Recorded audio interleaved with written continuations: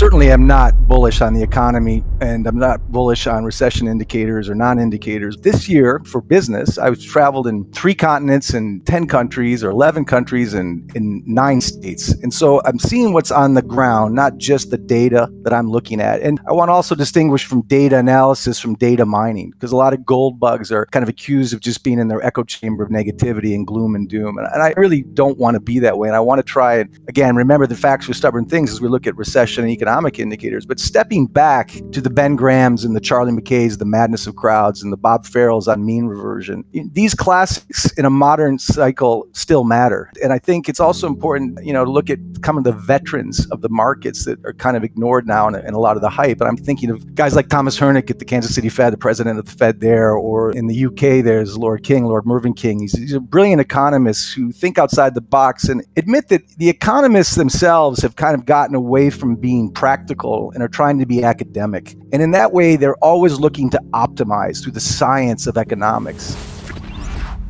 As Lord King has said, we've seen that the science of economics, like the science of safe and effective, or the science of derivatives, or the science of debt, or even the science of climate change, isn't really an agreed upon science. And this idea that we can optimize, politicians, central bankers, and Wall Street sell-siders are always optimizing, because if you're not optimizing, you're not getting clients, you're not getting votes. Right. And with that kind of premise in the backdrop, I was thinking of mentors I had, including in my own family, who were like West Point, the military academy pre-World War II.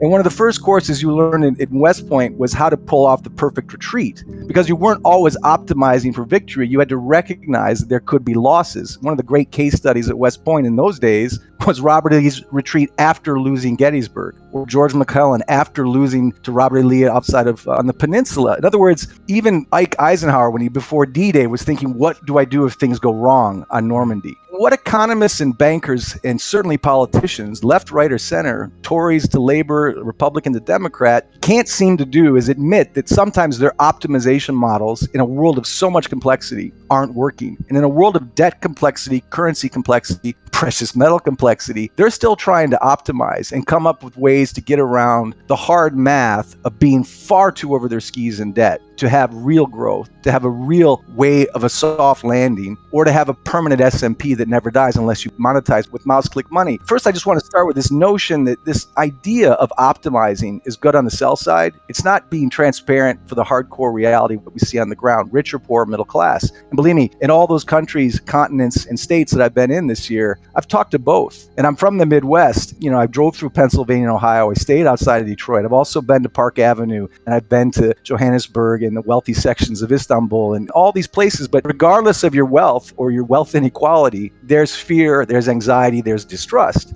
Look, I've said all year that to say that we're not in a hard landing or going towards one is, to me, comical. And that, again, is not trying to be gloom and doom. I mean, again, trying to be not mining data, but analyzing data. Since World War II, every recession we've ever had was preceded by a yield curve inversion, followed by a re-inversion. And we're seeing that right now. I think 2 years at 4.1, the 10 years at 4.2. So that inverted yield curve is re-inverting. We've got a 30 to 40 month lag on when those yield curve moves actually lead to an MBER official recession, which by the time the MBER tells you're in recession, it's like a doctor telling you're sick when you're already at the funeral home. It's a little late. So it doesn't really help us to get an official recession indicator. And we've got a 13-year peak in bankruptcies, business bankruptcies under the higher for longer Powell's war against inflation that failed, by the way. 35% increase year over year. We've got the SOM rule, we've got the conference board leading indicators, all in tertiary negative recession territory. We've got the U3 going at 4.2, the U6 unemployment of actually 7%. We've got credit card delinquencies at all-time highs since the great financial crisis. We've got manufacturing and retail sales flat to negative. And you can go on and on. This is not just data mining. This is the Main Street reality, even the manufacturing reality. So even year-over-year auto sales is flat to negative. So again, that is the real economy to me. That's not Wall Street. That's not the S&P. It's not the NASDAQ. But I don't know how you can look at that as a data-dependent Fed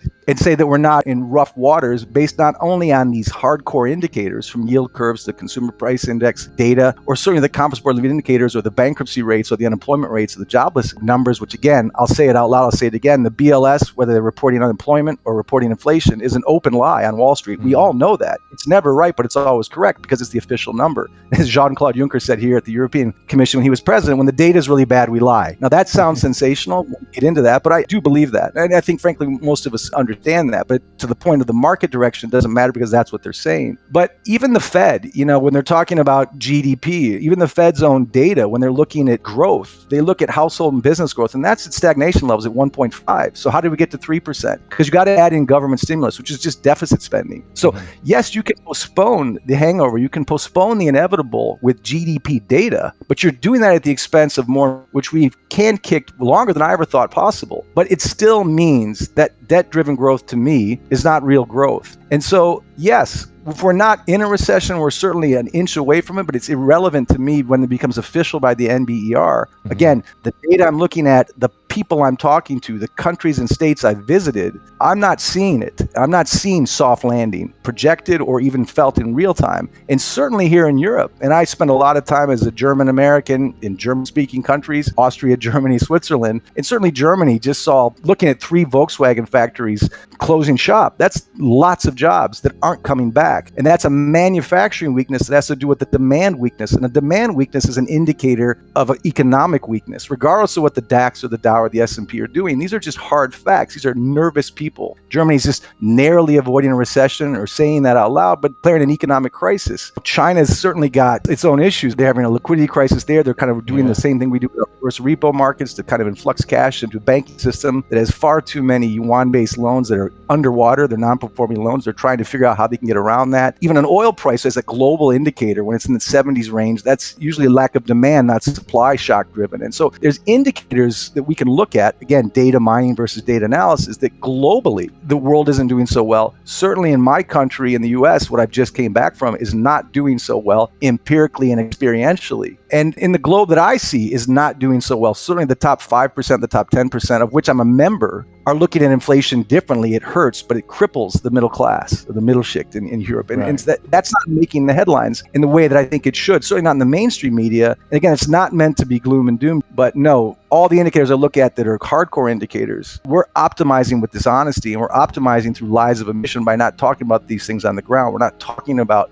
the debt levels, which we can get into. Left or right, we're not talking about all-time highs in gold prices, in the dollar, the British pound sterling. Left or right, we're avoiding these elephants in the room intentionally. And it's no coincidence that the 5 companies that basically own the mainstream media are not talking about debt, and they're not talking about precious metals. And certainly our politicians, left or right, are not talking about these things. My macro outlook has not changed in the last couple of years. If anything, as the facts get worse, my opinions get more stubborn. I'd love to see better facts. You say despite a rate cut, but a rate cut when we hadn't even reached 2% inflation even for a second, whether you even believe in the official CPI. But a rate cut when the war on inflation was supposed to be victorious, and we're cutting rates without even hitting target, 2% inflation. I mean, the Fed's real mandate isn't inflation employment, it's the bond market. But even if you take them at their word, why did we have to cut rates when we hadn't beaten inflation? We cut rates because we couldn't afford higher for longer. The bond market couldn't afford it. Uncle Sam couldn't afford it. Foreign investors in U.S. Treasuries couldn't afford higher rates. In other words, foreigners have 13 trillion U.S. dollar denominated debt. They need to sell their treasuries just to buy oil. By the way, there's huge changes in the oil market we need to talk about as well. The point is, we caved on the rates because we have too much debt. We have too much interest to pay. Of course, that wasn't a victorious sign or a sign of a strong economy. That was a sign of giving up. The jig is up. And these PricewaterhouseCoopers survey CIOs and C-suite executives, they're seeing the same thing now that we've really been talking about for years, that the debt levels in the corporate bond market, in the sovereign bond market, in the triple C, triple B spread market, the junk bond markets, they could not stand higher longer. There was $750 billion in corporate bonds that had to be repriced by the end of this year, another $1.2 trillion next year. If we were going at higher for longer, that would have been more than just a gut punch to those credits. And not only Uncle Sam's fiscal dominance, when you're looking at $1.5 trillion, if we set it higher for longer in interest expense alone. So these executives are seeing what no one's talking about openly, this debt crisis, and that we can't afford to raise rates to fight inflation, because the only way to do that would be to monetize that debt with more mouse click money in some form, whether it's direct QE or through supplementary leverage ratios or TGA accounts or reverse repo markets. It's all a shell game. But we don't have the liquidity naturally artificially. We don't have the natural demand. We're supporting it artificially at the expense of our currency. And everyone who's got to look at the balance sheets and got to look at the debt numbers, whether it's foreign investors, whether it's corporate CIO leaders here, they see this, they know this. And even with a rate cut, yields are going up because trust in that declining asset from a bankrupt issuer, that US Treasury, isn't very strong. Just like trust in a lot of the corporate bonds is not very strong. So these rate cuts and these reactions from the C-suites are, I think, never too late. It's always good to kind of catch on to the fact that we're in debt at the corporate level, the household level, and the public or government level. But again, it's not meant to be gloom and doom. These are empirical realities. At some point, the music stops and you see who has a chair, who's been swimming naked, so to speak, at low tide because of so much excess leverage. And higher rates, they massacre the over-levered. And we were over-levered, and Powell caved in, threw in the towel, and brought rates down. He's going to have to bring them down more. And even despite that, yields are going up because trust in bonds, especially U.S. sovereign bonds, is going down because of our debt levels. I think we had a 28-year high this year, even with these rate cuts. It's over $850 billion, I think, in just interest expense alone on Uncle Sam's IOUs, on U.S. Treasuries. That's an appalling number, even with the rate cuts. And so again, these aren't just data points to show how much you can memorize or look smart. These are real, living, empirically important numbers. And of course, we're going to have to cut rates because Powell is not Volcker. We have 35.7, almost 36 trillion in debt. So these numbers may sound just abstract or academic. When you're at that debt level, you can't raise rates to kill inflation, to fight inflation. And eventually, you're going to have to make a choice between your bond market and your currency. And to sustain the bond market, you're going to have to debase your currency, which is exactly what we're doing. It's exactly what we talked about for years, and that's what's happening in real time now. And this, by the way, is no exception for the U.S. or for Europe. It's no exception throughout history. Going back, I've said many times, from 1789 France to 1990s Yugoslavia to any country in Latin America in the 20th or 21st century, and certainly going back to ancient Rome, this is nothing new. And you can use the Weimar Zimbabwe examples. Those are extreme. But even at the home of the world reserve currency, when you get to this kind of combined household, public, and corporate debt, you simply have gone way beyond your spending level. And at some point, you're going to debase your currency to quote unquote inflate your way out of debt. And who does that hurt the most? It hurts the middle class in the bottom 50 or even bottom 90% far more, who didn't lock in 2020 rates for their mortgages, or didn't lock in 2020 rates to extend and pretend on their S&P corporations or publicly traded corporations. And that's why Powell, at this late stage, had to cut rates. Because corporate America, the bond market, and Uncle Sam needed him to. And he tried to get rates up as high as he could and QT as much as he could so it's something to lower and something to fatten when we're officially in a recession. That's my view on it. It's always been my view. And now it's actually happening.